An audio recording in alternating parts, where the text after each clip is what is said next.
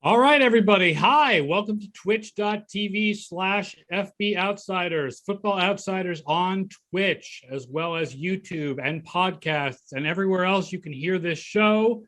My name is Aaron Schatz. I'm the editor-in-chief of Football Outsiders, and I would like to welcome you to the show we are now calling Schatz and Tanier, Football Outsiders Live. And of course, Mike changes the pronunciation of his last name weekly, so I thought it was Schatz and Tanier, and then he said something about it rhyming with shots and beers, and so I'm like, okay, so we'll go with Schatz and Tanier. That's fine. It's a memory device. It's going to help people remember. This is it. This is how it's going to stick, man. Shots and Beers Live. Yes. Doing NFL Week 3 game previews with our man Bryan Knowles joining us this week. Hello, Bryan. Hey there.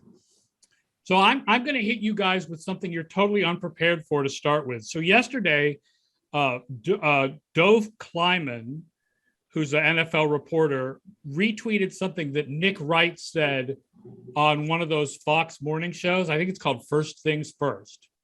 So he said that Belichick letting Brady leave New England was the biggest mistake in NFL history. Oh my God. Now, this is the kind of stuff that people say on TV shows, but it got me thinking about what actually is the biggest mistake in NFL history. And Doug Farrar said not letting black guys play for 12 years. Right. Which is true, but that's a different kind of mistake. Yes. Right. So I came up with absolutely letting Drew Brees sign with New Orleans instead of Miami. Okay. Was a huge mistake. And then I came up with, I think, even bigger than that, when Pittsburgh cut Johnny Unitas. Yeah. Who was a hometown kid, and they let him go to another team. That is a bigger mistake with bigger repercussions than letting Tom Brady leave at age 43. I'm looking one up, and while I do that, I hope Bryan has one teed up and ready to go. I do, actually. 1975, Paul Brown was stepping down as coach of the Bengals, and he was telling everyone, do not hire Bill Walsh. Steve is going on saying, don't hire this guy. You know, maybe we're talking about the West Coast office as the Ohio offense if they go with Walsh right then. I think that is a good one, especially because the response from Dove Kleiman was, will you think that Brady is a bigger mistake if he wins 2 Super Bowls and Brees only won 1? Which, first of all, okay, let's see Brady win 2 Super Bowls before we say that. Yeah. And number 2, it brings up the interesting question, which would you rather have? 2 Super Bowls and like 4 or 5 years of competitiveness, or 1 Super Bowl but 15 years of competitiveness? Right. But also not hiring Bill Walsh. San Francisco won 5 Super Bowls. Yeah, worked out for them quite well. So maybe those go to Cincinnati if Cincinnati hires Bill Walsh. So absolutely, I think not hiring Bill Walsh is a bigger mistake than letting Brady leave.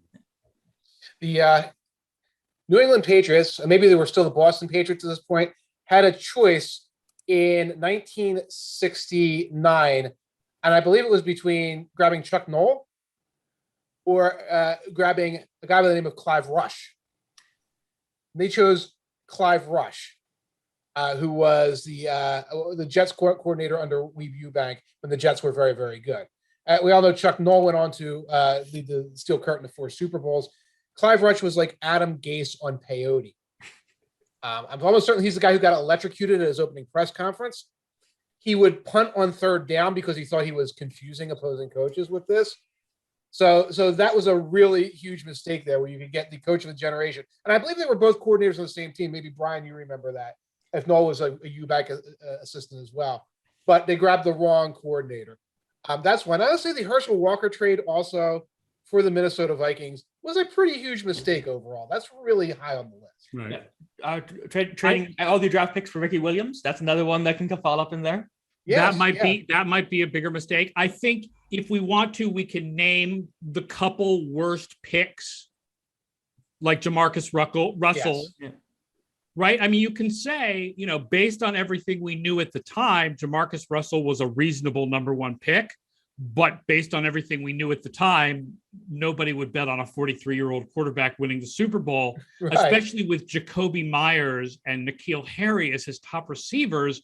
which is what Tom Brady would have had if he had stayed in New England. Like, part of the Tom Brady leaving New England talk that people don't talk about is he went to a team that was pretty loaded except at the quarterback position and left a team that was not. And Tom Brady in New England with N'Keal Harry and Jacoby Myers is a very different quarterback than Tom Brady with Mike Evans, Chris Godwin, and Antonio Brown. Yeah, this looked like it was going to be Brett Favre's end of career. It didn't look like it was going to be Peyton Manning's end of the career, which was different circumstances, where Brady was going to go and have a couple of decent seasons somewhere. That's what it looked like to most of us. Right.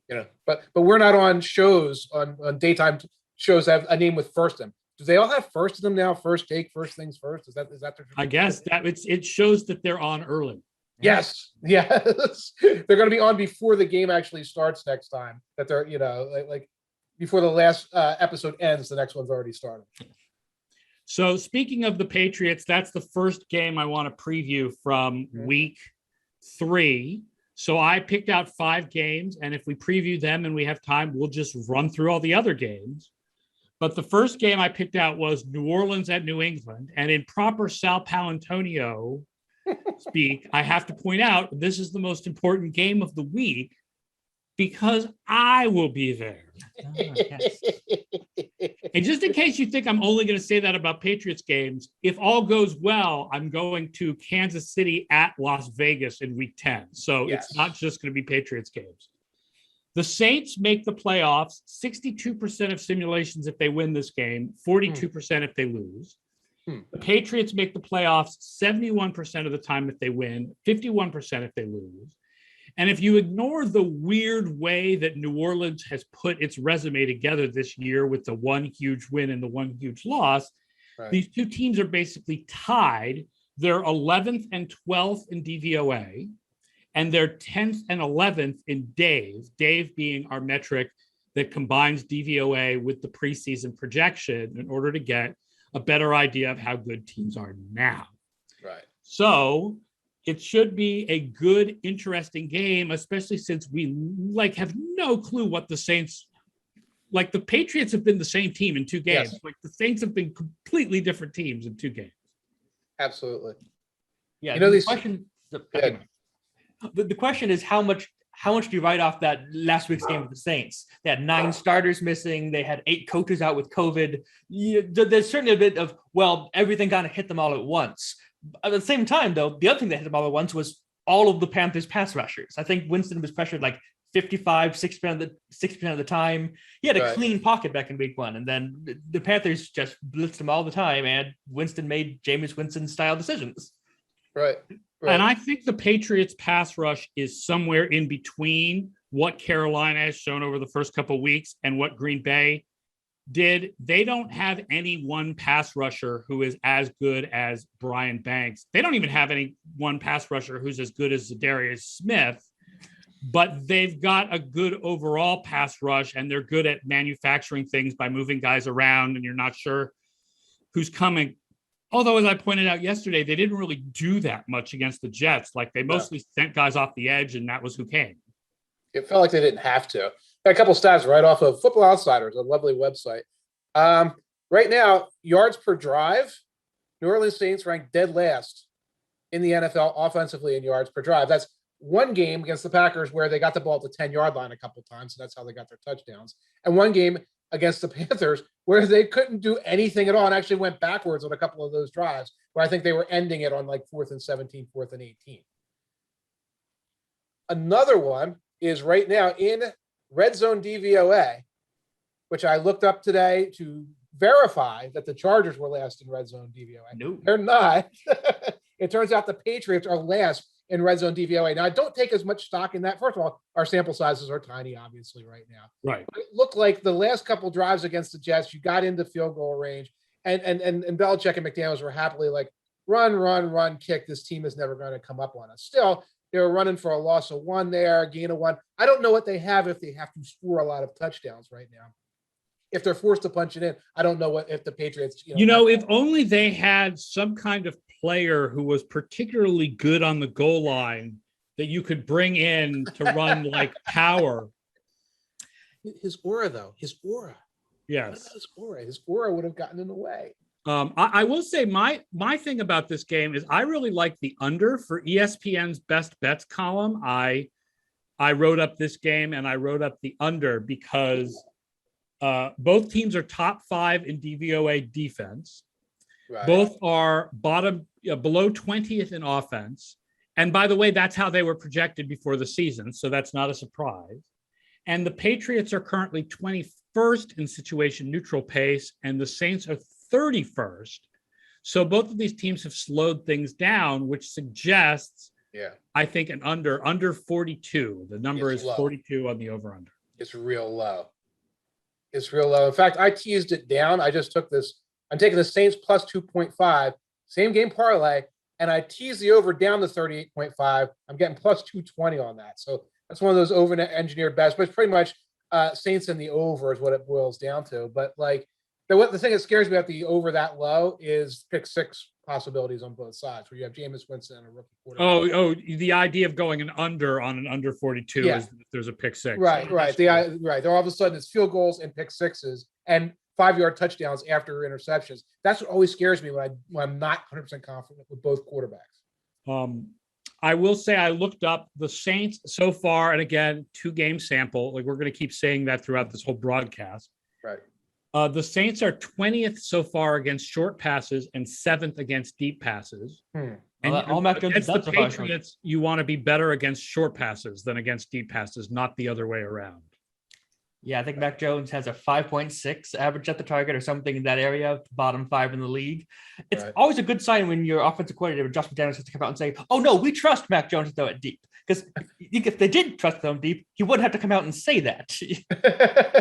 Right. And I think the Saints can play him a little differently, too. They were in the 2 deep shell a lot against Aaron Rodgers. So I don't think you're going to be in a 2 deep shell a lot against a team that's going to try and run Damian Harris, who is on the injury list right now with a finger. I'm guessing he's playing. And a young quarterback who wants to throw short to his tight ends. Yeah, I have to admit to not knowing the current injury status of the Saints. So I don't know which of those players that was out last week is coming back this week, but I'm assuming some of them are.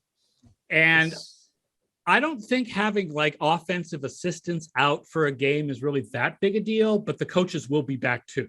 Yeah. I mean, this is a veteran coaching staff. If you told me like Nick Sirianni's staff was decimated, these guys have only been on the job for a few months. It's different from saying, well, Sean Payton's there, but the quality control assistant isn't. Yeah. I don't think that was that much of a factor last week.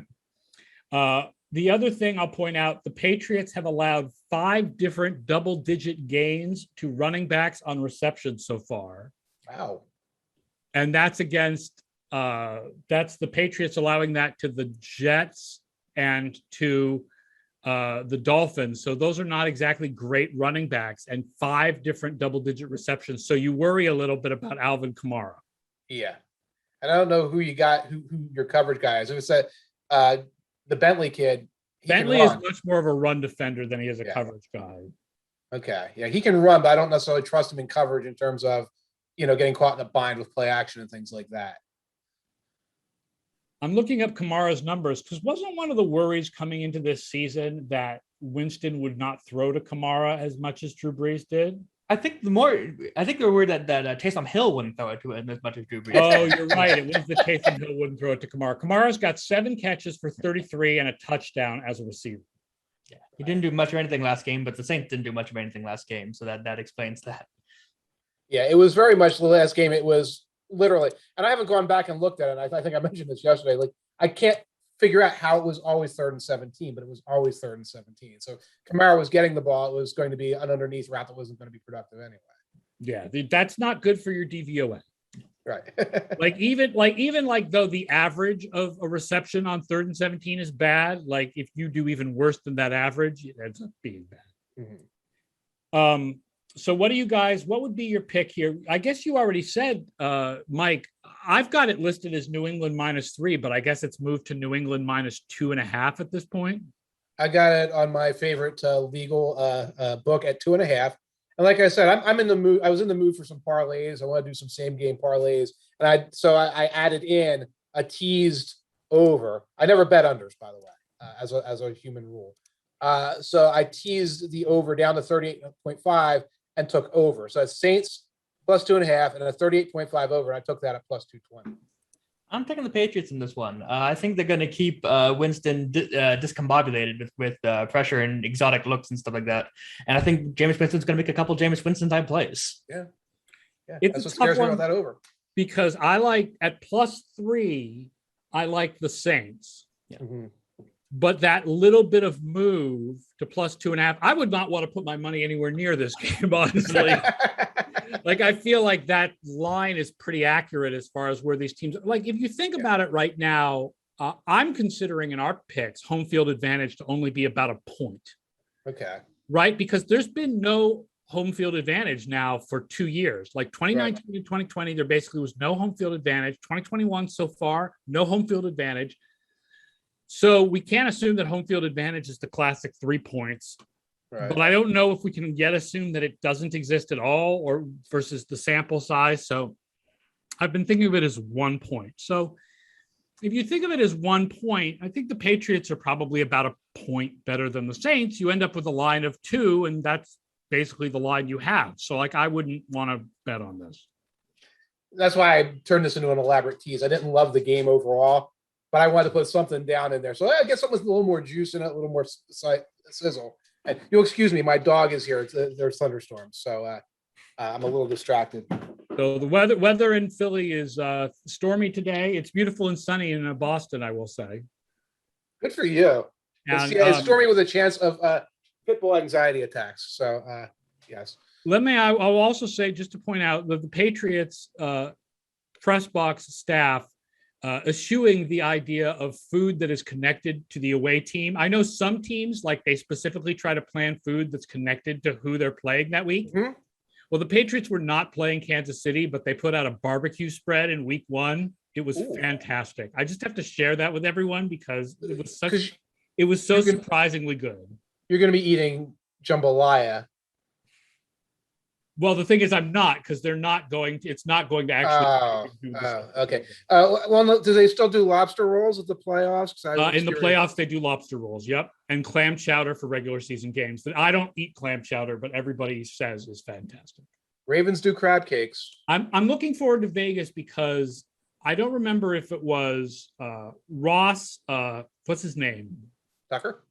Yes, Ross Tucker is constantly talking about the food in the press box. I think he's the one who tweeted out that Vegas's first home game, they put out this donut spread for dessert that was unreal. Oh my God, I want that so badly. That's great. Just when you go to the Meadowlands, be ready for chicken tenders. That's all I have to tell you. I have yet to go to the Meadowlands. I have not been to MetLife Stadium. I keep thinking I need to do it. It's only like a 3-hour drive. I could definitely do it on a weekend, and I haven't done it yet. You know, the parking is like Foxborough, although you get a pass, I think. But even when you get a pass in the Meadowlands, they park you in this really bizarre corner somewhere, and the food is not phenomenal. And you have to wait. The same thing at Foxborough, depending on what time you go to the game. I mean, even though I get a pass for a media parking lot, you still have to wait in line with all the people trying to get in. That's why I go really, really early. Brian, we're complaining about going to football games and eating for free. That's what no complaints. I have no complaints. It's the opposite. I just wanted to point out, just how fabulous it was in week 1. It was excellent. And I keep thinking, like, we'll go to MetLife, we'll go together, and a good game to go to would be a playoff game just as soon as the Giants or Jets plays in one. I was wondering where you were going with that. What playoff game? What playoff game will be sometime around 2028. Let's go to the Pinstripe Bowl at Yankee Stadium. Let's go to a wild card. We'll go to a wild card game at MetLife Stadium because eventually right? The funny thing in the NFC East, the league rules insist. We talked about, and Brian, you wrote the chapter in the book, like, we're positive about the Jets for the future. Like, we like Robert Saleh. Yeah, we like the schemes that they're bringing in. We think that Wilson has promise. So we're sitting here joking about it, but the hope is that the Jets will be better soon. Yeah, just the definition of soon is quite variable. That's something we've got going on here. The Giants, I think there's a feeling that we need to wait they're going to need the next staff and they're going to need the next quarterback before they start. They're going to have to restart the rebuild. And yeah, that's all the case there. But yeah, you're right. It's positive about the Jets because we think that they have a good administration, not a good roster. Right. At all.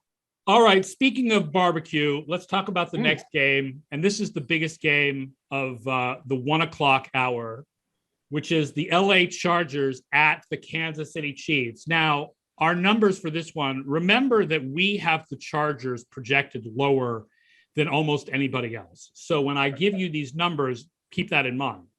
The Chargers make the playoffs 33% of the time if they win this game and 14% if they lose. And the Chiefs surprises me too, despite the fact that they're so high in the Dave ratings. 84% of the time with a win, 64% with a loss. The Chiefs really do not want to lose this game. And I think you're going to see running. Both of these defenses are bottom 5 right now against the run, although Kansas City is also terrible when they run the ball. They're 30th running the ball. The Chargers are 14th, but I don't think of the Chargers as having a great running game. They had a terrible running game last year. So in a way, this is sort of the movable object against the resistible force. Yeah. Yeah. And one thing, of course, I think we're keeping an eye on the Chargers. 31st, second to last in red zone right now. Had red zone problems against Washington on offense and had disasters against the Cowboys. And some of them were like non-repeatable, non-sustainable disasters, like an in the grass penalty for like 18 yards, etc. But they are not moving the ball. They are not efficient there. I think the number right now is that the Chiefs have allowed 8 touchdowns on 8 red zone trips. DVOA doesn't reflect that it's a very bad situation, mind you, but because sometimes it's like, well, it's 8 trips, but the Ravens are running the ball and doing stuff against you, whatever. But one thing is it does show us that the Chiefs' red zone DVOA on defense is very low. So you're talking about the movable object. If the Chargers can move the ball in the red zone and they can run the ball in the red zone, they're going to turn this into an absolute shootout and they're going to make life miserable for the Chiefs. Justin Herbert inside the 10 for the season is 1 for 7. With 1 touchdown, 1 interception, and 3 sacks. Now, one of that sacks was that ridiculous in the grass call that I guess it's 1972 again. And the other one, and the interception, the guy fell down. So his stats are worse than he's actually performing. But still, 1 for 7 is not exactly what you expect from someone who's been throwing 300 yards a game and all this kind of stuff. And 2 touchdowns called back. 1 on OPI, which you get it. 1 illegal shift where that's Bush League stuff where you haven't lined up properly. So it doesn't reflect on Herbert necessarily, but it just shows that they've got a problem here, a multivariate problem they have to solve. I feel like for some reason I have watched a lot of interceptions this year because the receiver fell down. Does it feel like, or is it just that's the games I've watched? It just feels like there are more of those this year than usual. I think I've seen a few. But I've seen more receivers fall. I've seen defenders falling down too. I don't know what we're looking at here. It hasn't been that much weather games yet, but it might be. I think doesn't throw the ball. I don't see any interceptions. Of course, I say this, and I have a terrible memory for specifics of games, so I can't remember like which specific interceptions these are.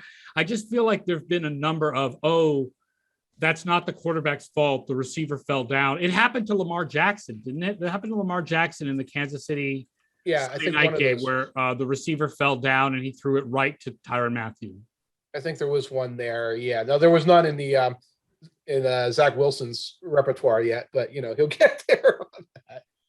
The Chargers defense currently 28th against tight ends, small sample size, but they've allowed 8 for 9, 85 yards and a touchdown. And of course, 8 for 9, 85 yards and a touchdown is a bad game for Travis Kelce. So their run defense is not particularly good. I think we talked a little bit with Derek about that yesterday. The Cowboys should be able to run up the middle off tackle with them, with both of their rushers. Be able to run off on them. Yeah. I mean, the Chiefs have not been able to run much in the first couple games, but especially because they're going to play the 2 high to stop Mahomes, and that's what Staley likes to play, and it's especially what you play against Mahomes. You should be able to run on the Chargers all day. Also, we're knowing that both Joey Bosa and Derwin James did not practice yesterday, and those are exactly the kind of guys you would like to have against Patrick Mahomes and the Chiefs. Ooh, that's bad. Yeah, that's very bad. That's very Chargers because they're hurt, but it's very bad. Yes. So the line on this game is Kansas City by 6.5. I'm taking it, or I'm leaning it to it. Here's a play, and it's not as complicated as my last play that I'm considering. Both Chiefs and Chargers to score 25 plus points, plus 150. I like that. Yeah, it's different from the over. It's actually a little lower than the over. You could get like a 26 or 25 or something like that, because the over is way up at 55. I'm considering that as well. But the idea that this is going to be a shootout, that the Chargers figure out that, why don't we just run up the middle and score, when we drive down the field. I like that idea. Both teams getting into that kind of shootout at that payout too. J Molnar 94 says in the chat, Jerry Tillery sucks. The Chargers' first round pick is probably a defensive lineman next year. Yeah, we talked yesterday about that a little bit. Like Tillery, like even coming out of Notre Dame, like his sales point was that he was a pass rusher, like a one gap pass rusher. And now they're asking him to play the run and two gap, and he's terrible against the run. And he doesn't fit this defensive scheme at all. Yeah. And it's been a couple of years for him in that situation. Yeah, Derek did talk about that a little bit yesterday, where you don't necessarily have the personnel to run Staley's scheme just yet, because you don't just forget Aaron Donald. You don't even have like the Michael Brockers types of guys that you can get in there and play two gap with. I will say the FO picks like Kansas City -6.5. The one thing that makes me a little hesitant is Kansas City's amazing history of blowing covers. Like, oh God, is this another one where they're going to let the Chargers come back on them and score with like a minute and a half left to make it a 3-point game? Like, well, yeah, but the Chargers will be penalized for something and it'll wipe it off the board, so you'll be okay. Illegal shift. No, it's more. I think it would be more Chiefs like. It would be more Chargers like for the Chargers to come back within 3 with a minute and a half left, and then line up to kick the game-winning field goal and kick it through, only to have a false start, and then on the second kick, miss it. Well, and you have to giants that up with like them claiming that it wasn't really a false start, and dwelling on it for weeks and weeks afterwards. So there'll be an end of season press conference, and we should have been 1-0 in that game. So, Bill Houston asks, do we think the Chiefs' run defense can improve to middle of the pack? I don't, because I don't think they care. Right. I think their feeling is, look, we want to stop the pass. We're going to take a big lead on you, so you're going to have to stop running anyway. And if you want to run on us, the thing is they can't keep allowing like 6 yards a carry. But if they're allowing like 4.5 or 5 yards a carry, they'll be fine with that, because they'll get enough run stops to prevent first downs. And then they'll go out there and Mahomes will throw it 95 yards on a drive and they'll score. Remember, the Ravens ran all over them, and they needed a fumble on the clinching drive and a fourth down conversion to actually lose that game. They're fine. They don't care about their run defense. Yep. Right. Yep. I don't think they're going to improve it to middle of the pack. Oh, he said overall. He means overall defense. Can they improve their overall defense? That's more likely. Right. And that's more necessary. Yeah. Yeah. I mean, they're through 2 weeks, Kansas City is 31st in defensive DVOA. But yes, I do think that can improve, because it has in past years. They've been better in past years. They can get to like 18th. Yeah. And that's kind of where they'll be happy at 18th if it's structured in a way where they're getting takeaways and they're getting the stops in that sort of fast break style that the Chiefs play. Right, as long as they're still the number one offense, then they can be like 18th in defense and be a Super Bowl contender. No, I mean, would they want it to be better? Sure. They want to have a top 5 defense. Everybody does, but I don't think it's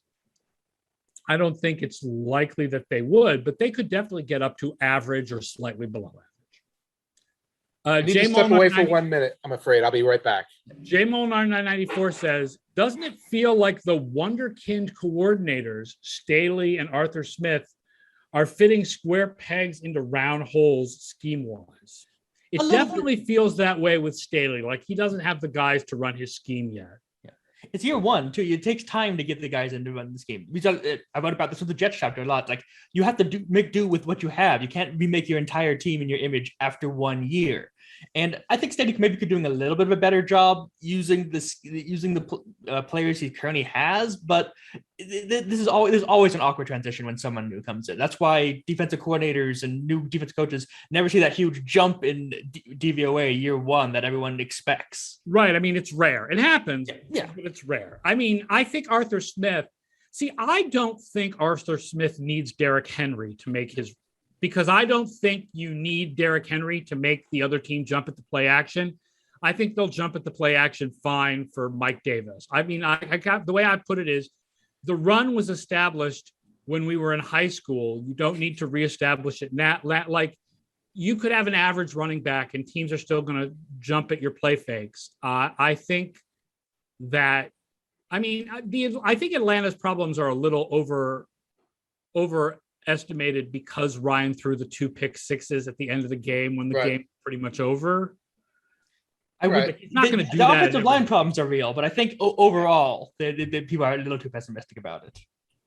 So I don't think we got your pick, Brian, for Kansas City minus 6.5. What's your pick there? I feel like this is going to be one of those Patrick Mahomes destroyer of worlds kind of games where after after the tight loss last week, he's just going to come out and I'm going to throw for 500 yards. Then my defense can't blow this one for me. I think this really feels like a game that he's going to destroy things, especially if Bosa and James end up being banged up. We all certainly like Kansas City to win.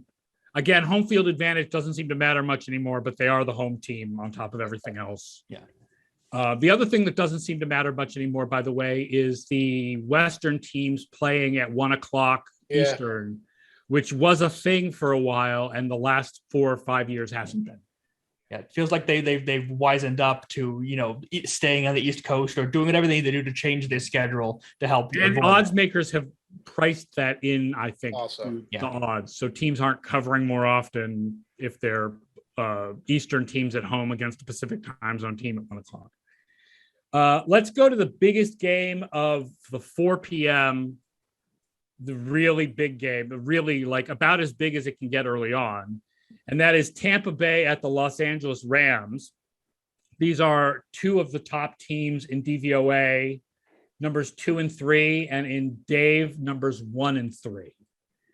So I ran 2 sets of playoff odds here. Okay. The Rams make the playoffs 82% when they win and 61% when they lose. They make the Super Bowl 16% when they win and 8% when they lose.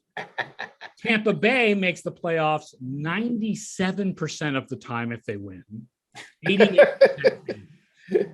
And they make the Super Bowl 41% of the time if they win, 31% if they lose. They are our number 1 team in the Dave ratings, right? I mean, they're super. They're fantastic on both sides of the ball. They have fantastic depth, which will be tested this week, by the way. Antonio Brown is going to be out with COVID.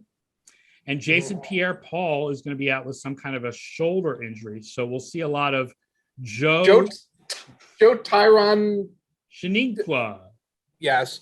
And Scotty Miller. Like, oh, no, we have to go to those 2 guys who would start on X percentage. We have to go to our first round pick. Yeah. And the guy who was like 2nd or 3rd in receiving DVOA last year as the 4th receiver. Right. Oh, they're also going to be short Sean Murphy Bunting, which might actually mattering more. That may actually matter. Although I like Ross Cockrell. Ross Cockrell had a couple of years with great stats. I realize cornerback stats are very inconsistent. Right. But it's interesting because I think an interesting question about this game is who covers Cooper Kupp? Is Cockrell the slot guy and he covers Cooper Kupp? Or do they go, okay, Cooper Kupp is probably their number 1 target right now. We want to put Carlton Davis on him. Or do they put Jamel Dean on him and put Carlton Davis on Robert Woods? Also, who covers Kupp where he lines up? Because they've been moving him all around the field. He's been in the slot. He's been out wide. He's lined up in the backfield a number of times and caught some passes. It's been really fun to watch McVay use Kupp all over the field, more than he's done in recent years. The possibility of saying we'll live with an 8-1-51 game from Cooper Kupp unless you beat us with anything else in the world is also in play here. I'm trying to get updates on Darrell Henderson's status. He's got a shoulder injury, I believe it is. He didn't practice yesterday. Didn't practice yesterday. The optimistic he'll play, I believe is the words they used. I spent 3 years listening to the Todd Gurley press conferences about optimistic he'll play and things like that. And of course, they haven't practiced yet because it's only like whatever AM out there in LA. But we might be seeing a lot of Sony this game. I think we know what we get with Sony. He's fine if you've got a lead. You're just trying to munch. So, Cooper Kupp, I think he'll get his opportunities there. Maybe Woods will too. When you go to that depth of possibilities, that's where the Buccaneers just shine in this game. Where, the fifth option is Scotty Miller or whatever, and your third or fourth pass rush option is a first round pick who looks like he's 2 steps faster like than a everybody stud else in the preseason. All right. Yes. I mean, that's the preseason, obviously, but looked really good in the preseason. And he hasn't been able to get on the field in the regular season. I've been watching, like, here's his 5 snaps or whatever, and he's like terrorizing the poor Falcons offensive line. But it's like, yeah, but we didn't need him much because we've got this guy, so we didn't play much. Like, oh, okay, that must be nice.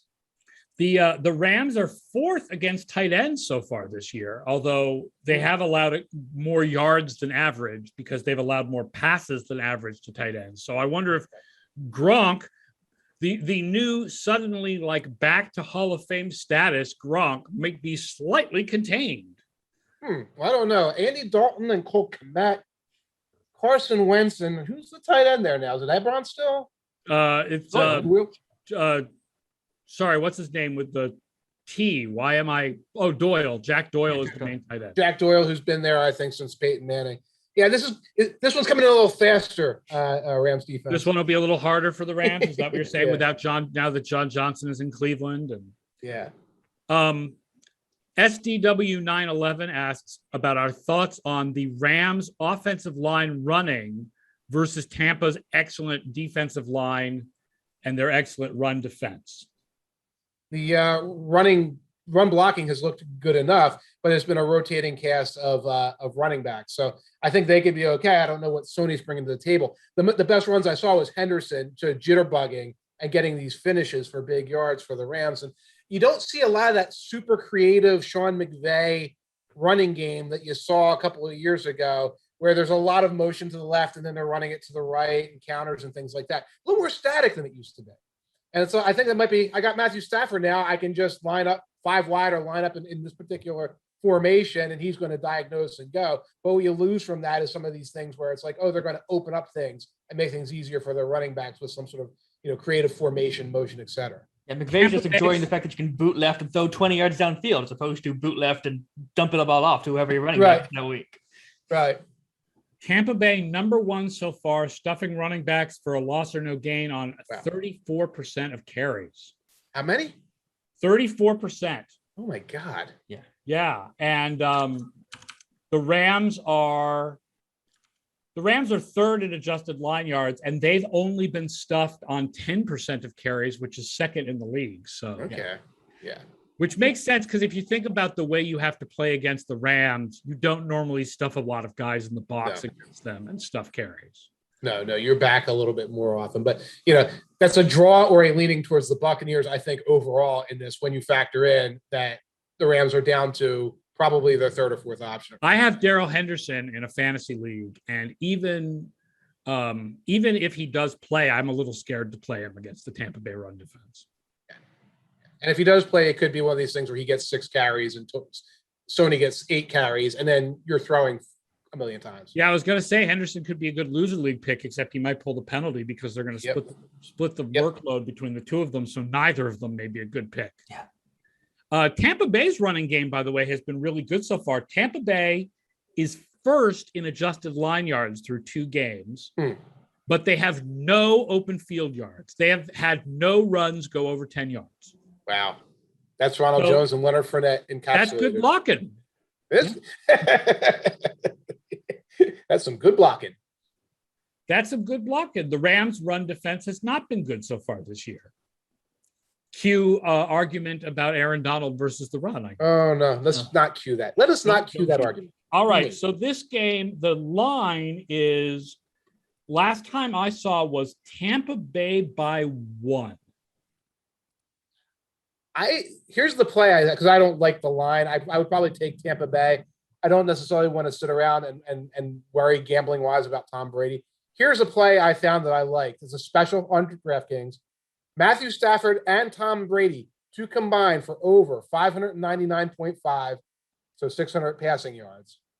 Brady and Stafford combined over 600 passing yards at plus 105. I'm leaning toward it. What do you think? I don't know. These defenses are good. They might keep them below that. I think I'll have to look up here what Scott's projections are for the 2 quarterbacks, but these are good These are good defenses.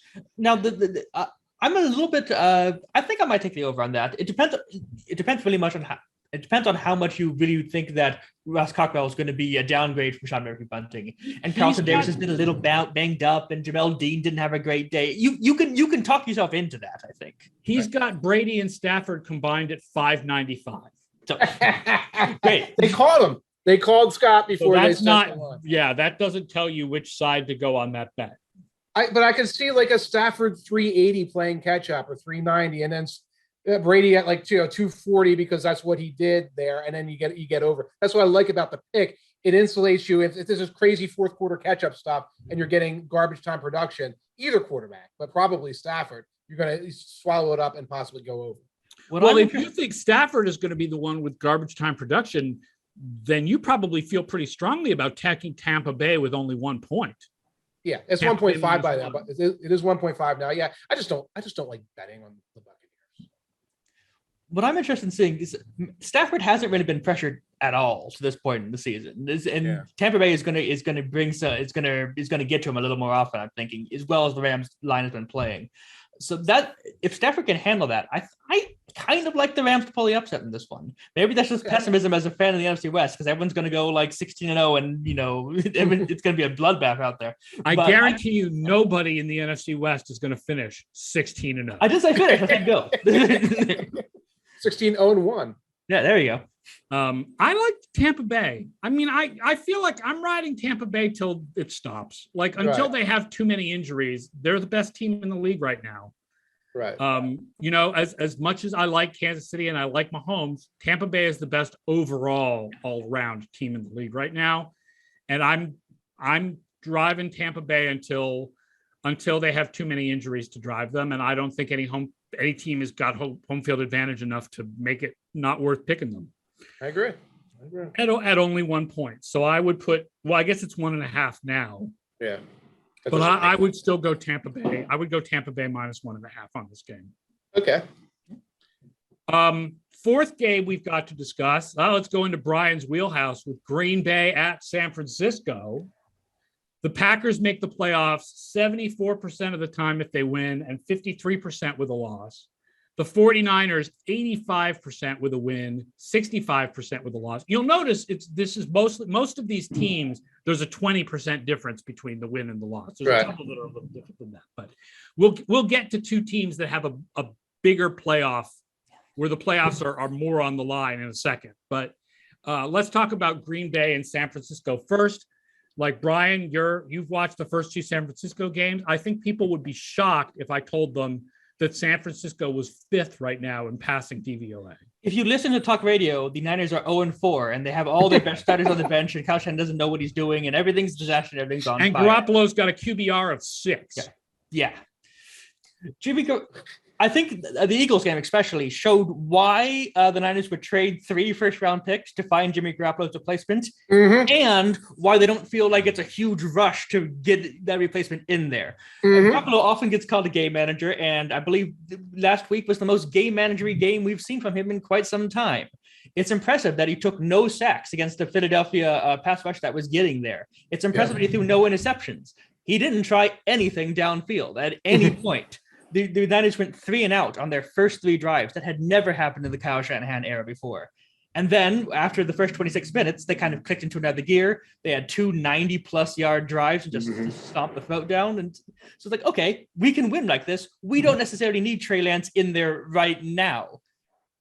But it's a weird holding pattern because everyone is just waiting for the switch to be made. It feels like this Niners team we're seeing right now is not going to be the Niners team we see at the end of the year. And everyone's just kind of like twiddling their thumbs and waiting, like, when is it going to happen? What's going on? They have to believe that sitting is helping Lance improve. Yes. They believe one of two things. Either they believe Garoppolo truly is better than Lance right now, or they believe that the amounts that Lance it's okay to sacrifice Lance being a little bit better than Garoppolo if it improves Lance down the road, which again, like we've never found evidence that that's true or not true, that sitting as a quarterback helps you when you finally come in be better. There's no evidence, like we've never found evidence that that's true. And we've never found evidence that it's not true. I think they think Garoppolo is safer right now. I think that's the thing. And you didn't need to bring out a high variance thing against like the Eagles, because the Niners were always favored in that one. That you didn't need the high variance against the Lions. That might change this week. The Packers have had some serious trouble stopping the run game historically against Shanahan, but all the running backs are hurt. So maybe this is when you start bringing out that rushing quarterback in packages and giving them another look, something they haven't been able to defend historically. So maybe this is the week we start seeing some more Lance. I'm not basing that on anything but me wanting to see that, but maybe now you start working that in a little bit more.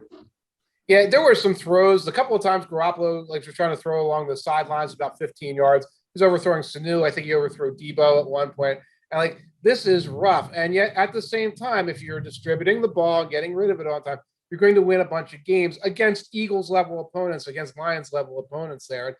My reminder to everyone is that Lance also is not Justin Fields, is not Mac Jones, was not playing at high level last year at a major conference. He basically had a gap year. We've seen Trey Lance throw a total of, 50 passes since 2019.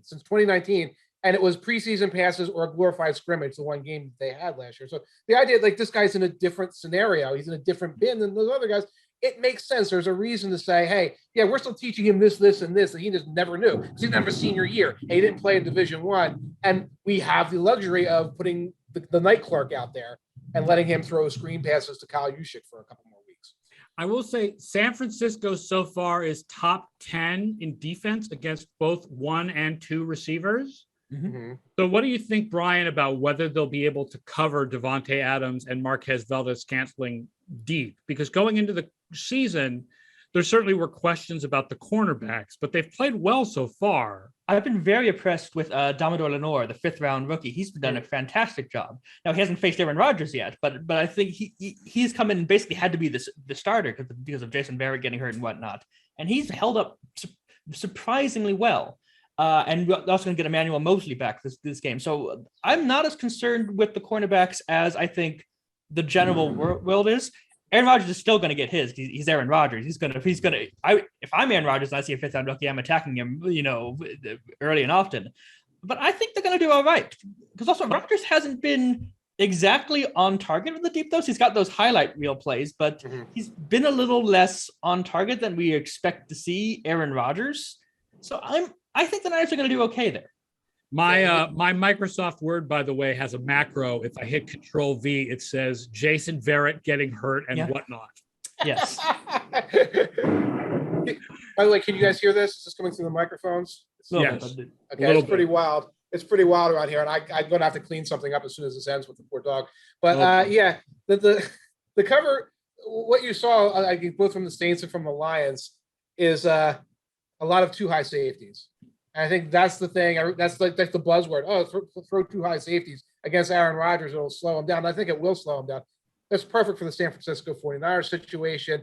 They do not need the blitz on their front four. They've got Warner and that incredible front four, and they're about 7 deep on the front four right now with guys who can play. And Elkin Jenkins did not practice yesterday, and he's already replacing Bakhtiari. Right. I don't like the idea of a 3rd-string tackle against Nick Bosa on the line. I don't think that's going to go very well. I do have to say the idea that too high coverage is some kind of kryptonite for Aaron Rodgers.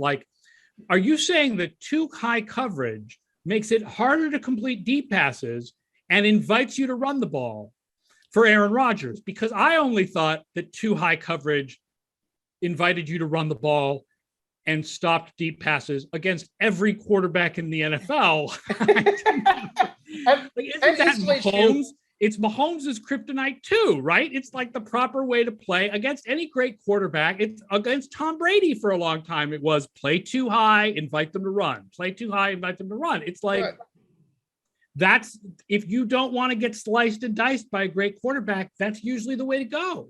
Right, especially for a team where it's that one receiver where you're always going to have a deep safety on the side of Devontae Adams. You're making the other guys beat you. It's not like there's 11 weapons out there. So it's you're basically saying, well, okay, come beat us with your running back, and your running back's very good, but that's different from getting beaten by Aaron Rodgers, which is the worst case scenario. Yeah. Let's take a side question here before we do the last game. S. Vanderpool, thoughts on the Raiders overall, specifically steal of the draft, cornerback Nate Hobbs. He is a friend of mine. We played sports and went to school together, and he is a dog out there. Awesome. I have no opinion about Nate Hobbs so far, but now I'm going to go and watch him specifically. Right. I haven't studied him. I'm trying to look up and see if I have any draft notes on him. But I'll say this about the Raiders, which is they are the team in DVOA that is not commensurate with the 2-0 record, right?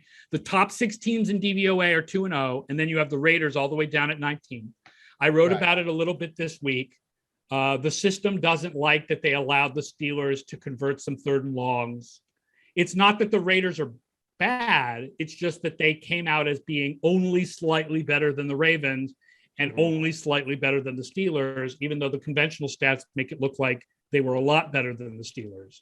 So I think that put it this way, I am a bigger believer in the Carolina defense continuing to do what it's doing than I am in the Raiders defense continuing to do what it's doing, although I don't think either of them is going to end the season as a top 5 defense. One thing I saw that was unusual, because I wanted to find an interesting stat for the Raiders for Friday's game previews. And they're between, 9th and 23rd in so many splits. It was odd that I found that their defensive line, adjusted line yards and things like that were really, really good. And their offensive line, adjusted line yards, they're bottom of the league. And that's the exact opposite of what I would expect from a Raiders team. It doesn't necessarily jibe with what I thought I was seeing on the field the last 2 weeks. I know that people like SIS and PFF who measure pass pressure, the Raiders have come out as bringing more pressure than any other team. Max Crosby has been fantastic early on.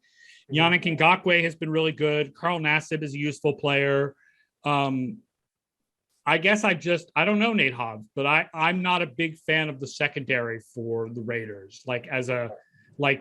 Being able to stay really high in quality for the year. Adding KJ Wright was good though.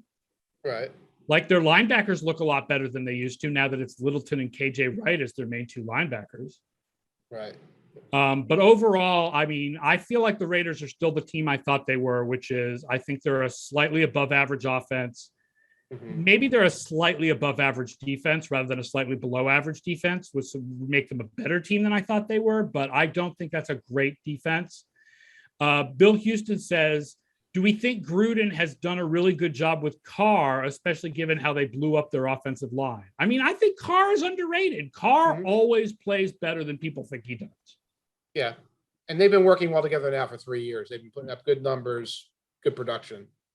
Carr's problem is that he's somewhere between the 6th and 10th best quarterback in a league where everyone's got to be elite or terrible. And right. So the media is never going to accurately gauge where Carr is. But Carr is like Kirk Cousins, but better. Right. He does the things that we claim that Kirk Cousins fans claim he does. We talked yesterday about win because of, win with, and win despite quarterbacks. Yeah. Carr is probably the top of the line of the win with. Right. He's not a win because of. Right. But I don't know if you get better as a win with quarterback right now than what Carr is. There are 3 quarterbacks this year who have thrown for 300 yards in both games. That's Patrick Mahomes, that's Justin Herbert, and that's Derek Carr. So that's some interesting company to be in there. Interesting. One thing we were talking about the Raiders and about the Chargers, we mentioned the really low probabilities of Chargers making the playoffs if they lose this week. And the Broncos' schedule is such a factor right now. They have another silly game this week. They've had 2 silly games already, and they have they have the easiest schedule of those 4 teams by far moving forward this year. So one of the things you have to deal with if you're a Chargers fan, you're a Raiders fan, is you take a loss here, you take a loss there. The Broncos are just going to molly stomp you with all their victories over the Jets and the Jaguars. Yeah, both the Western divisions are not divisions you want to be dropping a lot of games in this year. Right. They look pretty stacked. I forgot to do a pick. Let's do picks. San Francisco by 3.5. I would actually take Green Bay with that line. I would take San Francisco to win and Green Bay to cover. Yeah, 3.5 sounds about right to me. I think I'll take San Francisco, but it's like since win by 4 instead of 3. It's going to be right around that line. I'd stay away. Yeah, it's a tough one. I checked our app. I checked the EdjSports app. That line is right there. That's right there. So it's almost like I wanted to put a push in there, but it's a half-point line right now. So yeah, I'm about in the same place as you guys. All right, let's do one more game. Let's go to Monday night, and we'll talk about Monday night again on Monday when I do my show with Ian from EdjSports. But let's talk Monday night here as well, because that's Philadelphia. So we get to have Mike's opinion on what the Eagles have done early on. And because this may be the most important game of the week for playoff position, because of the fact that it's very unlikely that more than one team from the NFC East makes the postseason. So Philadelphia at Dallas, the Eagles make the playoffs in 46% of sims where they win and 19% where they lose. The Cowboys make it 68% of the time where they win, 39% when they lose. So that's a 27% swing for the Eagles and a 29% swing for the Cowboys. Ooh, and it's a tough matchup. One of the things I'm looking at, and Brian, you probably spotted this as well. I think a lot of people spotted it. Eagles offense right now, it's bombs up the sidelines and screen game. There is nothing in the middle of the field right now. And there's a concern. Remember, there's a team with two outstanding tight ends, right, et cetera. That the design of this right now is Hurts' comfort zone, those speed receivers, none of whom is like really a middle of the field guy. And they are over-reliant right now on firing the ball to the edges there.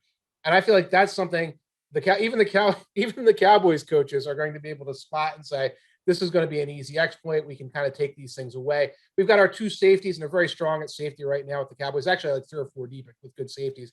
And they can fan them out a little bit more and protect those sideline routes and take away a lot of what Jalen Hurts is going to do. It's interesting because this is a weakness that you would think the Eagles can attack. I realize, again, it's only 2 games. Dallas is 25th in DVOA against short middle passes. Mm-hmm. And right, like Jalen Smith and Landon Vander Esch are not as good as we thought they were. Mm-hmm. Should be guys you can take advantage of with those tight ends and the short middle passes. But can Philly do it? Can Philly do it? Is that part of the design? Because Tom Brady is the one who did it so far. That's different. That's different. Also, that Zach Ertz is on the COVID list, so he may not be able to play. So that's going to hurt to attack in the middle of the field as well. I don't know. The thing that got me about the Eagles and Niners game, there were openings that, they could get Hurts made a couple great scrambles. So that's something Niners have always struggled with. Maybe they could adjust to do that. No, they're not going to make any changes to do that. Well, there's some opening in the middle of the field. They could target. No, they didn't make any adjustments to do that. It's like, it feels like there needed to be an adjustment or a next step made, and I didn't see the Eagles do anything. Right. They didn't do a lot of that. I don't think they're comfortable with it. And you're right. I mean, obviously there were plays where you had what appeared to be 90. There was a 90-yard splash and you don't get points. So it looked like a touchdown along the right sideline. That winds up coming back because Jalen Reagor doesn't know where the sideline is, et cetera. But the Eagles don't counterpunch in any way. And there was really a point in that game where I guess it was still like, I don't know, 11-3 or something like that. And it felt like 24-3. And that's not a good place to be. And then, the Eagles, Hargraves is playing lights out right now on defensive tackle. Him and Fletcher Cox, unbelievable at defensive tackle. The further you go out in any direction, you get less success in that place. Slay is playing decently well. The rest of the secondary is kind of okay. A lot of places here where the Cowboys should be able to, I think, run the ball effectively and should be able to distribute the ball effectively among all their weapons. That suggests more Pollard than Elliott. Derek Klassen wrote in Film Room today about the difference between Pollard and Elliott. And Elliott is the up-the-middle back, and Pollard is much better going out wide. Mm-hmm. So with Hargrave and Cox playing so well, that would be, I would think, suggest using more Pollard and trying to get to the outside, especially, I don't know whether Brandon Graham was ever considered a good run player, but obviously, they're missing their starting defensive end for the rest of the year. So, yeah. And I think what most Cowboys fans and football fans and people who love life want to see is more Elliott and Pollard in the same formation. Some of the things Pony, baby. Yeah, and it's great, and it works every time, and then it disappears for a quarter for no reason whatsoever, and then it comes back. But yeah, I mean, they can do a lot of that stuff positively, I think, against Philly. Here's an interesting question that's not connected to this game. Okay. If you're the Cowboys, do you fire McCarthy and give the head job to Kellen Moore to prevent Kellen Moore from going elsewhere? Oh, no. My concern is everything that has gone right has been Kellen Moore, and everything's gone wrong has been McCarthy over the last 2 years. And before that, everything that went right was Moore, and everything went wrong was Garrett. Do we believe it's really that, or does Kellen Moore just have really good contacts in the media to sell him? A little of that, and both of the other guys have reputations coming in. So you're rooting for the young guy who's got all the ideas, and they got this conservative old guy who likes to sit in his barn and pretend he's watching film, go to the sauna and clap, and all these other things these guys do. So you have some of that, and I think there might be a media element to that as well. So I'm not dishing Kellen Moore if he gets a head coaching opportunity. I get it, but there might be a little bit of storytelling in this guy's success. It's the same thing like the backup quarterback's always the most popular guy in town when something's happening. The guy who's not in charge. Right. I also want to give props to Trevon Diggs, who's been really improved this year, basically shut down Mike Evans in week 1. Not as much shutting down Keenan Allen in week 2, but Allen, he caught a lot of his passes on other players. Right. So Trevon Diggs really took a big step forward this year. Right. Useful Title points out that before everything good was Kellen Moore and everything bad was Garrett, everything good was Garrett and everything bad was Wade Phillips. Yeah. Yep. So there does seem to be a theme in Dallas. 20 years, it's always the redheaded coordinator. 20 years from now, it's Cooper Rush. Cooper Rush is the guy who's making everything happen, and whoever the head coach is a nitwit. So let's do one more pick for the week. So Dallas is favored by 4, and the official Football Outsiders premium pick on this from FO Plus is no pick. Thank you. If I force you to make a pick, Dallas -4, who do you go with? I'm going Dallas -4 on this. I think that they're going to take it. I got my eye also on the first quarter, where I believe they're -0.5. Cowboys have scored 21 first quarter points already. They are very good. When Kellen Moore's script is in play, they march right down the field against opponents. So that's something I'll probably look at on Monday night, where I like playing first quarter overs and things. But I'm going to go with the Cowboys in this game. Yeah, I was not impressed with what I saw get Philadelphia last week. I'm going Dallas too. I'm going to make it all 3 of us. If I had to choose between Dallas -4 and Philly +4, I would go with Dallas -4. And I like your first quarter play. That'll be fun. Yeah. All right, that does it for our week 3 preview show. I want to thank everybody for joining us. Remember, twitch.tv/FB Outsiders, 1 p.m. Eastern every day. Tomorrow it'll be Scott Spratt and guest talking sit, start, and DFS advice for the weekend. We're here Monday through Friday. We're on YouTube. We're on podcast apps. Please rate our podcast if you listen to us through a podcast app. Thank you to Bryan Knowles for joining us for this week's previews. Thank you again to Mike Tanier /Tanier, as always. And I hope everybody enjoys this weekend's games. I know I'm going to enjoy the big games this weekend. And I will see you guys all next Monday at 1:00. And Scott will see you all tomorrow right here at 1:00. Have a good night, folks.